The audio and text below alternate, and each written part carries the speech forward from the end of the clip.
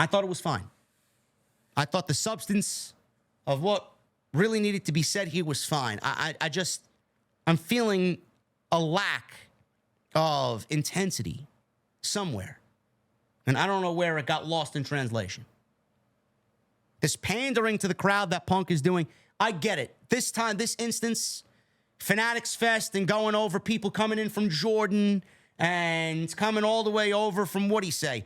One fan came from Jordan and the other came from Taiwan to meet him. 15 hours flying from Taiwan to meet him. That's great. Fans made him replacement bracelets. That's great. That's the power of Punk. That's how special Punk still is to a lot of different people out there, man. It's a beautiful thing to see. But the pandering that we've seen, the waiting for fans to chant his name, and sometimes downright Punk begging for people to chant his name where it should really be an automatic thing that they chant his name. I feel like Punk is pandering to the crowd a little bit more instead of just focusing on what needs to be focused on here. But we're getting the strap match. I think coming out of last week when we saw him waving the strap in the air, we knew exactly where this was going. I think this is going to be a brutal match. It's going to be a lot more brutal than what we got at SummerSlam. It needs to be. If this match is going to be put inside Hell in a Cell to end this feud, whatever happens in Berlin needs to be the next step to getting to that point. If not, why are we even here? And yes, it's all about the bracelet. Because now Punk, no matter how small it is, this is important to Punk. The bracelet is important to Punk. What else did Punk have? Punk didn't have any championships. Punk had an injury. McIntyre took 7 months of this guy's career away from him. Now Punk is back and ruined 3 times McIntyre winning the world championship. If the bracelet is enough to set Punk off, McIntyre is going to exploit that. There's only a few things that Punk really adores in this life. His friends, his family, April and Larry, his coffee, and his career. That's it. Everything else is second best for Punk. This fucking bracelet is his family. It's got his family's name on it. If that's what's going to set him off, great. I don't mind the bracelet being the focus of this story. I don't mind the bracelet being the centerpiece of this story because what else does Punk have? What? McIntyre's a troll. McIntyre has played mind games with Punk on social media, on Raw. Punk, there's nothing left for him to take away from McIntyre. Now he needs to take his bracelet back. I don't mind the story whatsoever. And hockey. He loves his hockey. He loves his Blackhawks. I like this. I just feel like it needs an extra dash of pepper in the pasta sauce. It needs another fucking log on the fire. It needs some more fuel on the some more gasoline on the fire. Something. I don't know what that is, but it needs to be taken to the next level. Hopefully Berlin is that. Now, I don't know if you guys seen this. This was CM Punk at Fanatics Fest. He was asked about being called a cancer in AEW. And he responded, I treat people how they treat me. He was asked this at a Fanatics Fest panel in New York City this past week. And Punk has rejected the notion that he is a cancer to others, but believes any negative he has shown simply reflects how he's been treated. He spoke at Fanatics Fest in New York City. Punk was asked about being labeled a cancer by some in the wrestling community during his time in AEW. That's all bullshit. If you are a piece of shit and you act that way to me, I will treat you that way. If you're nice, if you're smiling, you want to have a good time, let's have a good time. I'm all hugs. Punk went even further, claiming that people who spread lies about him do so because they can't control him and absolutely hate that. Punk ended by saying people should arrive at their own conclusions, but recognize that's what's been often said about him, and it's not the truth. Now, Jericho repeatedly called Punk a cancer following AEW All Out 2022. Obviously, you guys know what happened there. He made a bunch of disparaging comments to Punk during the media scrum and along with the backstage fight with the Elite, and he got suspended from AEW. That was, obviously accentuated upon in WWE. During Punk's first suspension in AEW, Seth Rollins even labeled him a cancer during a media appearance ahead of the 2023 Royal Rumble. Rollins later admitted that it pains him to speak negatively about Punk because Punk was such an influence to Rollins' career.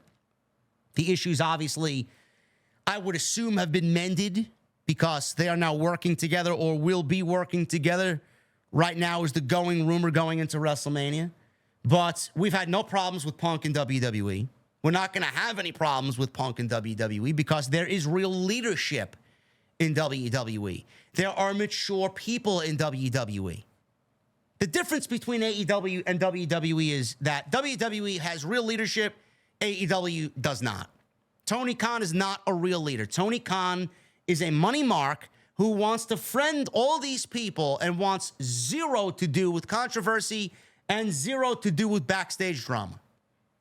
It is a free-for-all backstage. He leaves it in the hands of everybody who runs the backstage area. He leaves it in the hands of the AEW disciplinary committee, whoever the fuck that's made up of.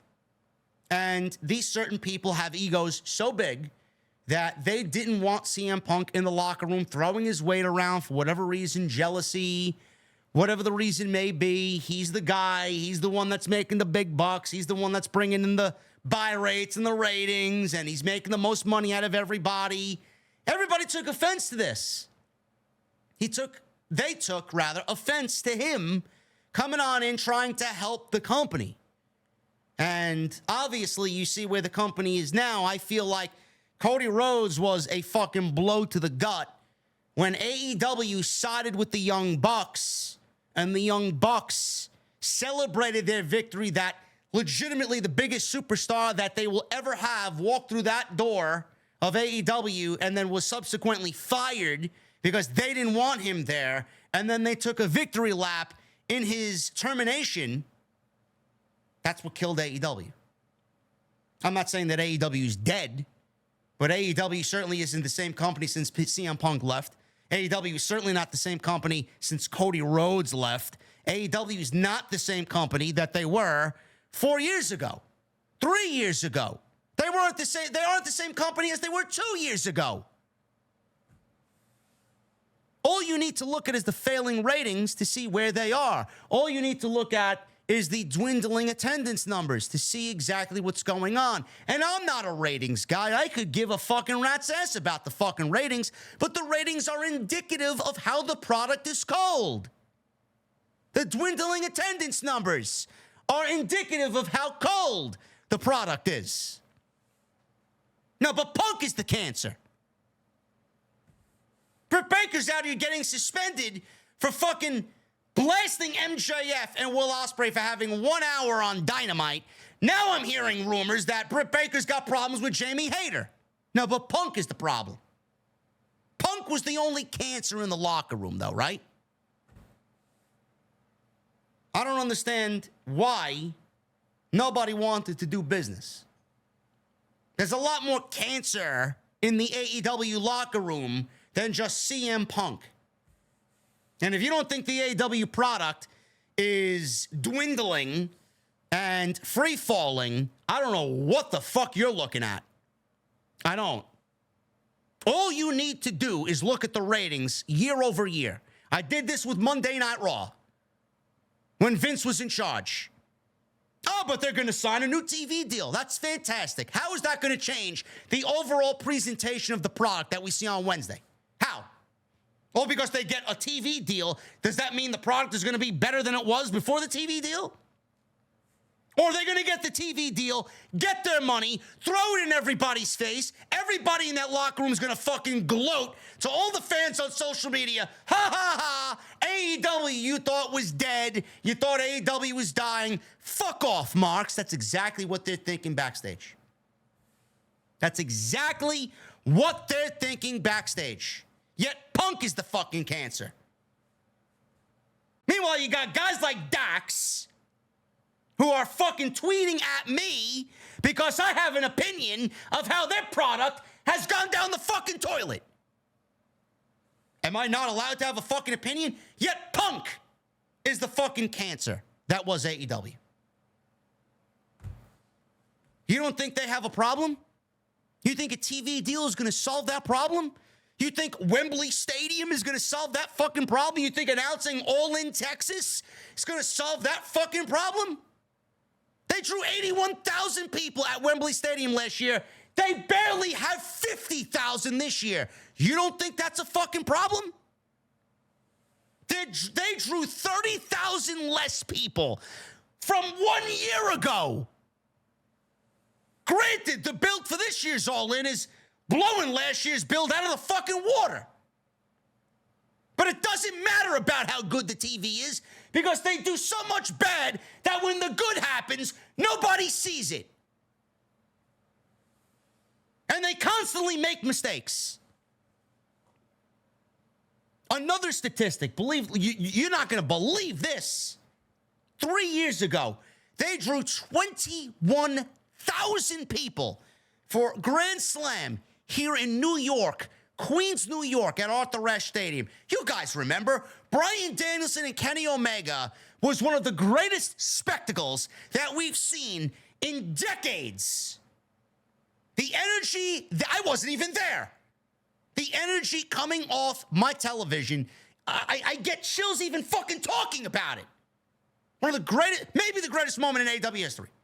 The opening to that match, 21,000 people. That show is legitimately 1 month away. They got that building set up for 5,000 people, and they barely have 3,000 tickets out the fucking door. You don't find that to be a fucking problem?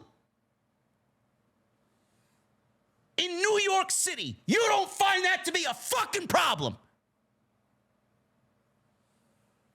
Yet my opinion bothers people. I'm the problem. My opinion's the problem. Jesse's opinion's the problem.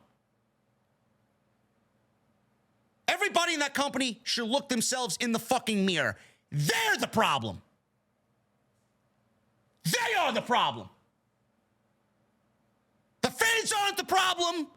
Podcasters aren't the problem. Punk is not the problem. They're the fucking problem.